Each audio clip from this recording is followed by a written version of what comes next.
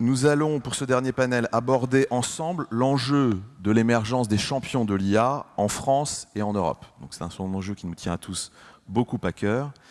Et like on the other panel, I will now switch to English. So, Demis. Demis, ma toute première question s'adresse à vous. Elle sera simple. Comme beaucoup d'entre nous ne connaissent pas si bien que ça DeepMind, est-ce que très rapidement vous pourriez vous présenter ainsi que votre entreprise? Volontiers. Je suis très heureux d'être ici. Je suis Demis, je suis fondateur et PDG d'une entreprise qui s'appelle DeepMind, qui a son siège à Londres. Nous avons commencé la recherche en 2010. Nous faisons maintenant partie de Google, même si on fonctionne de manière totalement indépendante. Et on fait de la recherche dans les neurosciences inspirées de l'intelligence artificielle. Donc, on se penche sur les systèmes d'apprentissage qui peuvent se couvrir différentes tâches. On utilise la simulation et les jeux pour tester nos algorithmes IA, mais au bout du compte, on voudrait vraiment les appliquer à des problèmes réels du monde.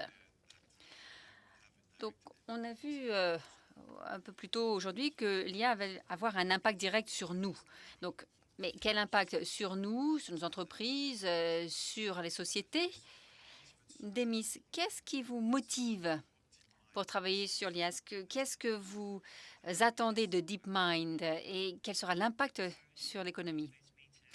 Alors, ce qui me motive à passer toute ma carrière sur l'IA, c'est assez simple. Quand j'étais à l'école, ce que j'aimais avant tout, c'était la physique. Et j'ai toujours été intéressée par les grandes questions de l'univers. Qu'est-ce que la vie? Quelle est la signification, le sens de la vie? Pourquoi est-ce que nous sommes ici? Toutes ces grandes questions. Et en fait, quand on se pose ces questions, on se spécialise en physique, en cosmologie ou en physique des particules. Mais Richard Feynman, c'est un héros pour moi, ainsi que d'autres. Ils ont écrit des ouvrages pour tenter de répondre à ces grandes questions. Et assez tôt, je me suis rendu compte que eh bien, même les physiciens du plus haut niveau avaient du mal avec la complexité du monde, la complexité de la réalité. Et donc, j'ai pensé qu'il serait peut-être intéressant de construire l'IA qui serait un outil très intelligent, permettant d'augmenter nos capacités en tant qu'experts. Et nous pourrions donc utiliser l'IA pour avancer plus rapidement en sciences et en médecine. Donc, ce sont toujours mes motivations.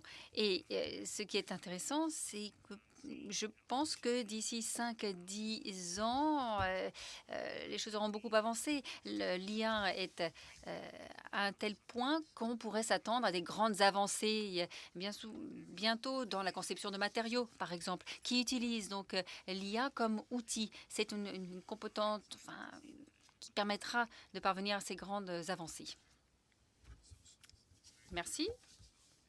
Donc, il est très clair que l'IA va bouleverser complètement l'économie. Nous l'avons analysé à McKinsey, on s'est penché sur plusieurs cas et on a un rapport d'ailleurs qui est sorti en juin 2017 sur le sujet. J'aimerais partager avec vous quelques-unes de ces études de cas. Est-ce que ça fonctionne? Le système devrait fonctionner. Ça fonctionne, c'est parfait. Donc voilà l'impact réel. Ce sont des cas réels. C'est le résultat de recherche que nous avons vu à McKinsey. Donc, vous n'aurez pas le nom des clients, mais par contre, les chiffres sont bons. Donc, certains ont réussi à augmenter leurs ventes de 30% en utilisant ces techniques d'intelligence artificielle, d'autres de 30%. Pour ce qui est de l'électricité, et les infrastructures d'électricité, on a identifié des économies pouvant aller jusqu'à 10% et grâce à l'apprentissage automatique. Et des économies de plus de 10% d'un point de vue général pour ce qui est des coûts de la santé. Là, nous avons travaillé avec un gouvernement dans un pays développé. Donc, les résultats sont tangibles et importants. Et il y a donc des solutions qui sont d'ores et déjà à la disposition des entreprises. Mais très peu d'entre elles ont envisagé d'intégrer l'IA dans leurs activités. On a travaillé sur 3000 entreprises de 14 pays de différents secteurs. Et la question était la suivante. Est-ce que vous connaissez l'IA? Est-ce que vous savez ce que c'est? On les a interviewés. Et puis, on discutait donc avec des gens qui, normalement, devraient savoir ce que c'est. Or, seuls 20% ont véritablement intégré l'IA dans leur activité commerciale. Et 40% eh bien, ont commencé à expérimenter. Et le reste qui ne l'envisagent pas, qui ne font que regarder ce qui se passe. Monsieur le ministre, pour vous, comment est-ce que l'IA va changer la société et quid de l'intégration de l'IA dans les entreprises françaises? Comment l'intelligence artificielle transforme-t-elle aujourd'hui les mécanismes mêmes de nos économies? Comment voyez-vous l'adoption de l'IA par les entreprises françaises? Et selon vous, comment peut-on la favoriser? Merci, thank you. First of all, I would like to tell you that... Merci. Je dois dire que je ne suis pas vraiment tout à fait à mon aise d'être en face de Demis, qui a créé DeepMind, qui est l'une des technologies les plus connues et performantes. Donc, si quelqu'un voudrait prendre ma place et porter la casquette du ministre des Finances pendant quelques minutes, vous êtes les bienvenus. Merci, Demis, d'être ici. C'est un grand plaisir et un grand honneur d'être dans cette discussion avec vous. Vous le savez tous, l'intelligence artificielle va vite et va transformer notre économie et nos compétences en termes d'emploi de manière extraordinairement rapide. Donc ce que je souhaite, c'est que la France ne fasse pas sur l'intelligence artificielle l'erreur qu'elle a faite sur la robotique. Sur la robotique, nous avons pris un retard considérable. Et nous avons laissé croire aux Français que plus de robots, c'était moins d'emplois.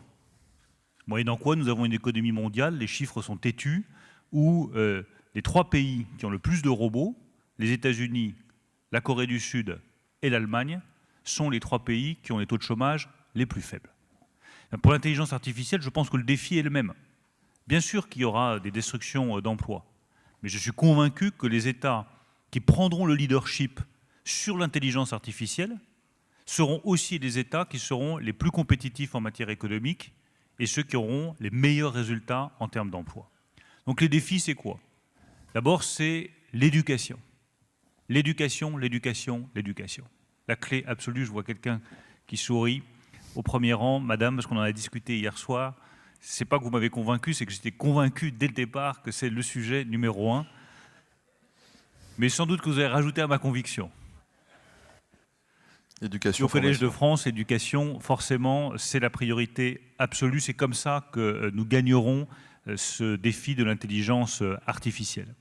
La deuxième chose, c'est le développement dans nos entreprises. Et je souhaite vraiment que l'intelligence artificielle, ça ne soit pas réservé à des très grandes entreprises du CAC 40, mais que ça puisse concerner toutes nos PME, toutes nos ETI dans les territoires.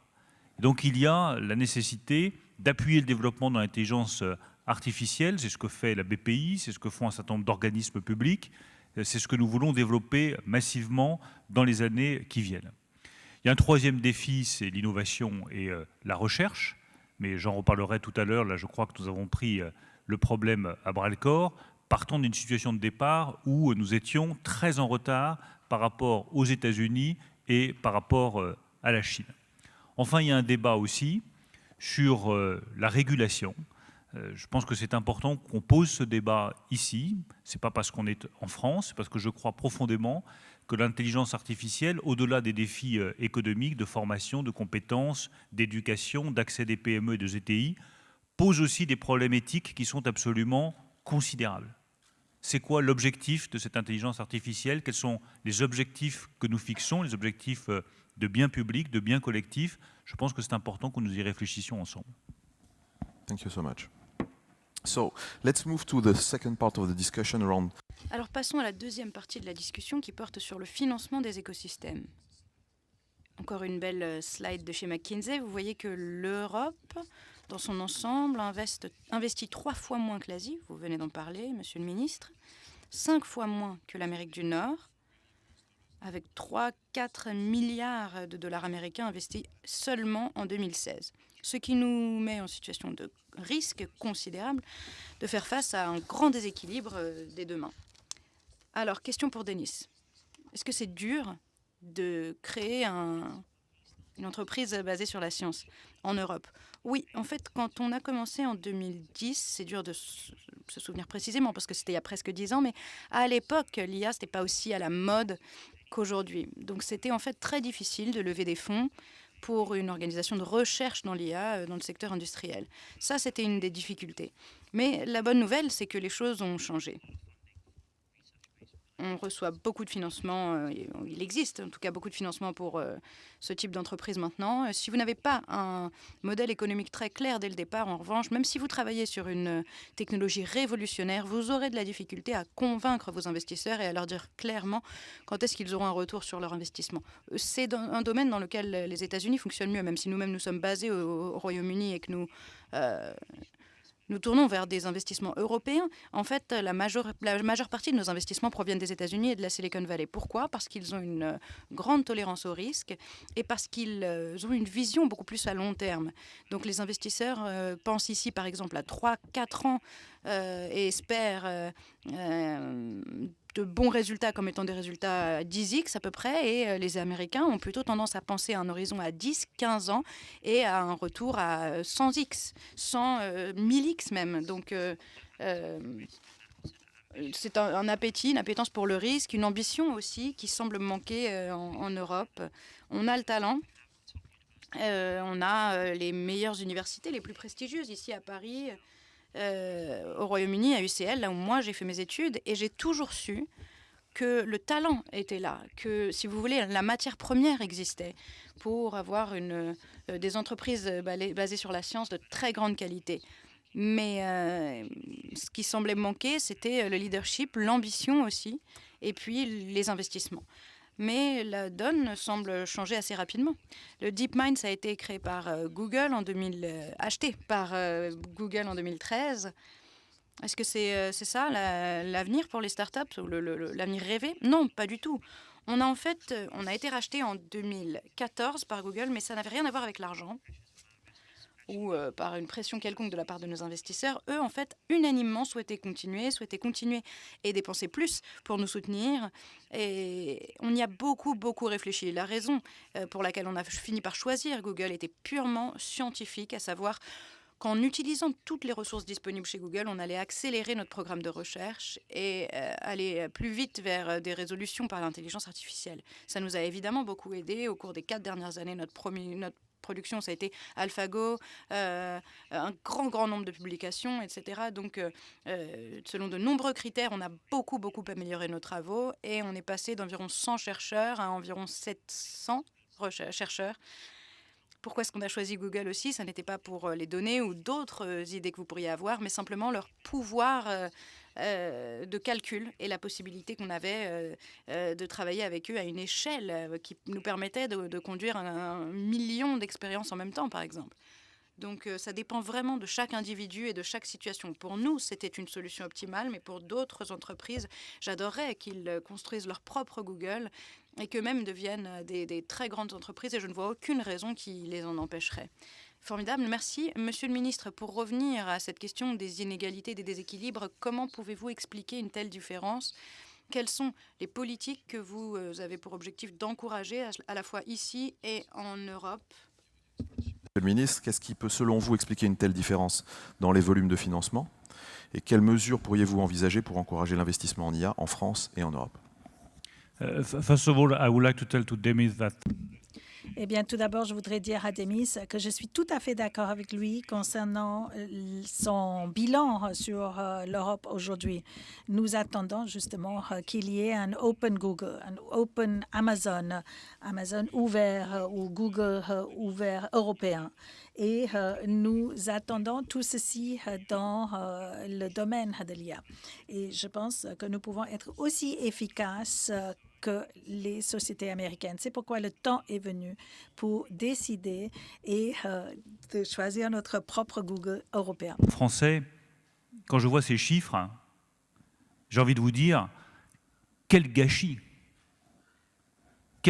d'intelligence, quel gâchis de compétences et quel gâchis de moyens publics, quel gâchis d'intelligence. Nous avons une école de mathématiques qui est probablement une des meilleures au monde en France. Et Cédric Villani en est probablement un des plus beaux représentants. Quel gâchis de compétences quand je vois tant de PhD, de thésards qui partent aux États-Unis, en Californie, où la vie est certainement très agréable, mais ils pourraient parfaitement faire leur vie et construire leur vie professionnelle en France ou en Europe. Et quel gâchis de moyens publics, on en parlait hier avec un éminent professeur au Collège de France, parce que c'est formidable que le contribuable français paye des thésards qui se font embaucher dans des boîtes américaines implantées en France. Mais je préférerais que le contribuable français, à travers le crédit impôt recherche, paye des thésards qui poursuivent leurs recherches dans des entreprises du digital françaises ou européennes. Et ça n'est rien contre Google ou contre ces grandes entreprises qui sont les bienvenues en France. C'est simplement que ça serait un meilleur emploi de l'argent public. Donc il est temps maintenant qu'on se réveille. Il est temps qu'on se dote des moyens financiers pour développer nos propres capacités dans ce domaine. Sur les start-up, nous allons développer des moyens financiers nouveaux pour aider les premières étapes de la vie des start-up. Mais le défi numéro 1, pour moi, c'est le scale-up. C'est comment est-ce que l'on fait pour que nos start-up, une fois qu'elles ont été créées, ne soient pas rachetées systématiquement ou presque systématiquement par des géants du numérique américains aujourd'hui, chinois demain. Il faut que nous investissions davantage. Ce sera le rôle de la BPI France et nous avons demandé à Nicolas Dufour, qui fait un travail exceptionnel à la tête de BPI France, d'investir davantage dans ce domaine-là. Nous devons faire appel aux fonds privés. Nous allons, et c'est ce que j'ai annoncé hier, réorienter l'épargne des Français vers l'investissement en actions pour augmenter les volumes disponibles de capitaux et permettre cet accroissement de la taille de nos start-up et booster le scale-up qui est indispensable pour que nous arrivions au niveau et à la taille suffisante. Troisième sujet, je pense que les grandes entreprises ont elles aussi un rôle fondamental à jouer. Il faut que nos grandes entreprises soient capables de réviser leur grille de salaire et de performance pour pouvoir embaucher au niveau souhaité les compétences dont ils ont besoin, ce qui aujourd'hui reste trop contraignant et trop difficile. Il faut que nos grandes entreprises, elles aussi, puissent donner l'exemple. Enfin, dernière étape et dernier sujet sur lequel nous travaillons avec le président de la République, c'est le fonds pour l'innovation de rupture. Il sera doté de 10 milliards d'euros et le président de la République vous précisera cet après-midi comment est-ce qu'il sera employé, mais je peux vous garantir que l'intelligence artificielle sera au cœur de ce fonds pour l'innovation de rupture. Et ce fonds pour l'innovation de rupture, alors certains le critiquent parfois en disant que ce n'est pas assez. Enfin, c'est un début. C'est 10 milliards d'euros. Demain, ce sera un fonds de dimension franco-allemande. Et après-demain, ce sera un fonds européen. Pour que nous ayons en Europe l'équivalent de la DARPA américaine, c'est-à-dire le moyen de financer des innovations qui ne sont pas rentables dans 6 mois ou dans 1 an, mais qui nous permettront de rester dans la course technologique mondiale. Parce que c'est bien ça le défi européen de demain. Entre la Chine et les États-Unis, qui ont chacun leur propre modèle de développement, que l'Europe reste dans la course technologique mondiale. Et je peux vous garantir qu'on est totalement déterminé à rester dans cette course.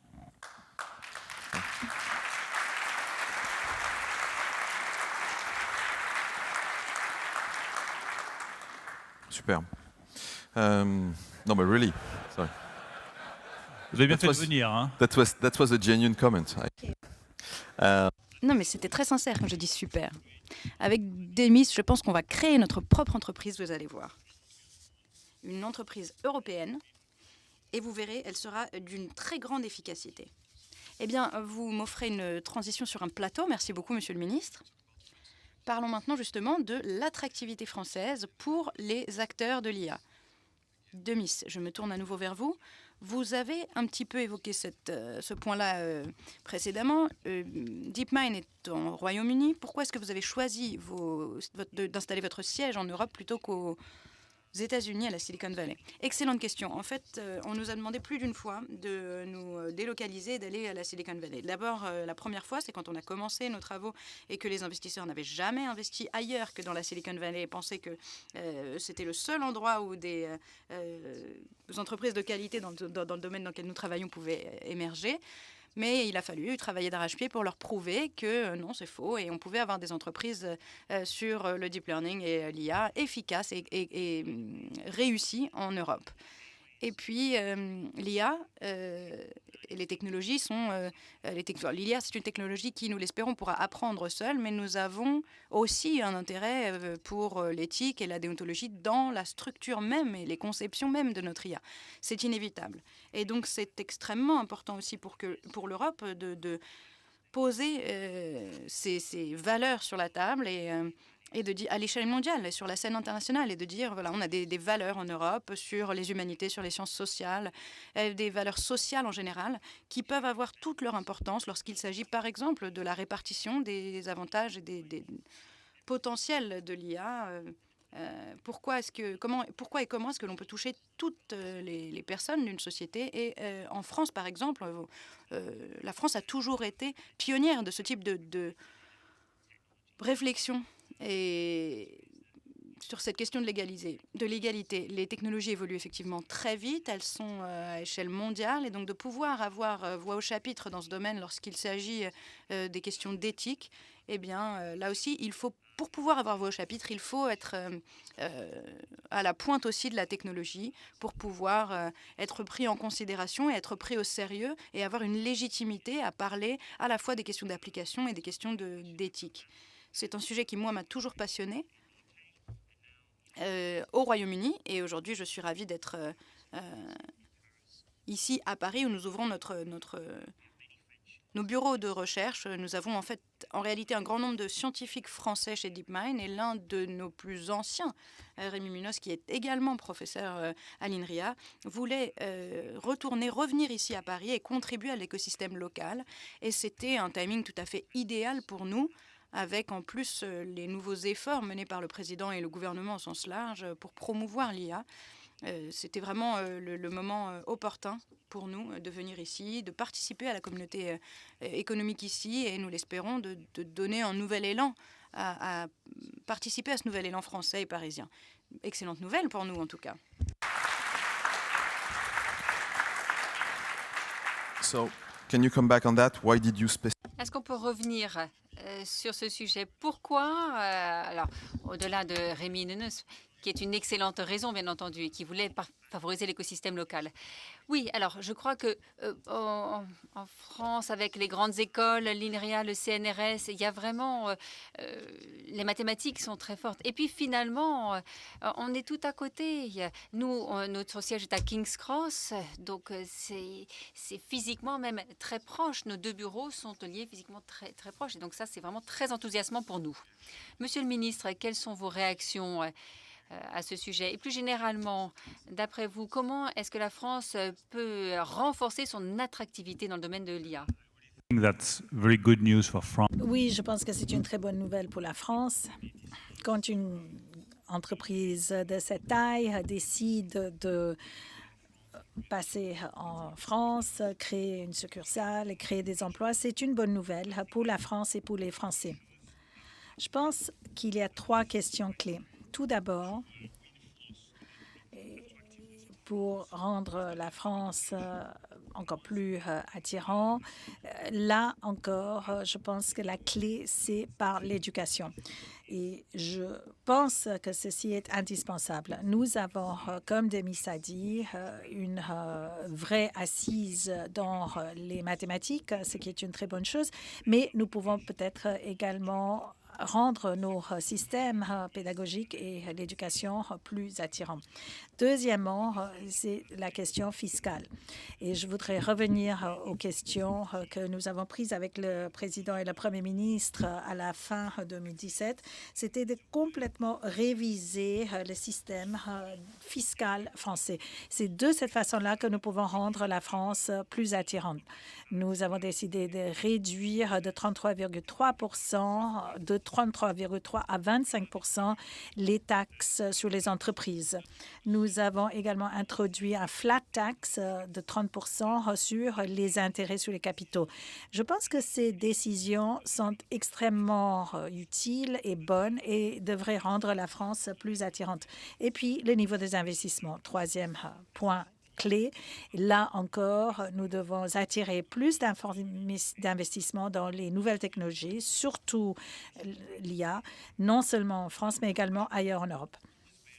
Et nous devons toujours garder à l'esprit un point très important dans le secteur de l'IA. Ce qui représente un vrai défi, ce n'est pas tout simplement la création des emplois ou la croissance ou autre chose, mais c'est le type d'économie, le type de capitalisme dans lequel nous voulons vivre, le type de société dans lequel nous voulons que nos enfants vivent.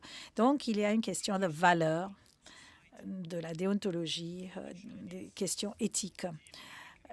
Les entreprises et la Chine et les États-Unis créent un modèle de capitalisme, créent un modèle. Et je pense pour l'Europe, ce qui est important est de décider du type de société qui souhaite avoir à l'avenir. Quel type de croissance, quel type de capitalisme. Nous souhaitons obtenir une croissance inclusive. Nous souhaitons également inclure toutes nos populations et s'en occuper, non seulement les plus aisés ou les plus riches. Nous voulons que chaque citoyen puisse tirer avantage de ces nouvelles technologies. Et si nous voulons créer ce genre de solidarité, une nouvelle société basée sur une solidarité accrue, eh bien, nous devons également gagner la course de la technologie et de l'IA. Thank you to both of you. Thank you. Merci beaucoup à vous deux. Merci, Monsieur le ministre. Merci, Demis.